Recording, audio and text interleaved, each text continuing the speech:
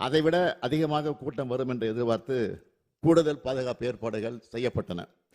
கூட்டம் நடத்த அனுமதி கோரி கொடுத்த கடிதத்தில் மாலை 3 மணி முதல் இரவு 10 மணி வரை என்று குறிப்பிட்டிருந்தார்கள். ஆனால் செய்தியாளர் சந்திப்பு மற்றும் சமூக ஊடகங்களில் மதியம் 12 மணிக்கு கட்சித் தலைவர் கரூர் வருவதாக அக்கட்சியின் பொதுச் செயலாளர் தெரிவித்திருந்தார். இதனால் கரூரில் காலை முதலே மக்கள் வர தொடங்கிவிட்டனர். 27/9/2025 அன்று அக்கட்சியின் தலைவர் சென்னையில் இருந்து காலை 8:40 மணிக்கு புறப்பட்டு 9:25 மணிக்கு திருச்சி வந்தடைந்தார். அதன் பின்னர் நாமக்கல் நிகழ்ச்சியில் கலந்து கொண்ட பிறகு கரூருக்கு இரவு 7 மணிக்கு வந்துள்ளார்.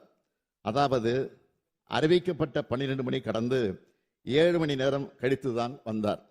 இந்த காலதாமதம் கூட்ட நெரிசலுக்கு முக்கிய காரணமாக அமைந்தது. இங்கே அனைத்து கட்சி சார்ந்தவர்களும் இருக்கிறீர்கள். உங்கள் அனைவருக்கும் தெரிந்த விஷயம்தான். கூட்ட ஏற்பாட்டாளர்கள் சில முக்கியமான ஏற்பாடுகளை செய்ய வேண்டும். அவை அன்றைய தினம் கரூரில் செய்யப்படவில்லை. காலை முதல் காத்திருந்த மக்களுக்கு போதிய குடிநீர் இல்லை. உணவு வழங்க எந்த விதமான ஏற்பாடுகளும் நிகழ்ச்சியை ஏற்பாடு செய்தவர்களால் செய்யப்படவில்லை. இயற்கை பாதைகளை கழிக்க பெண்களால் வெளியில் செல்ல முடியவில்லை.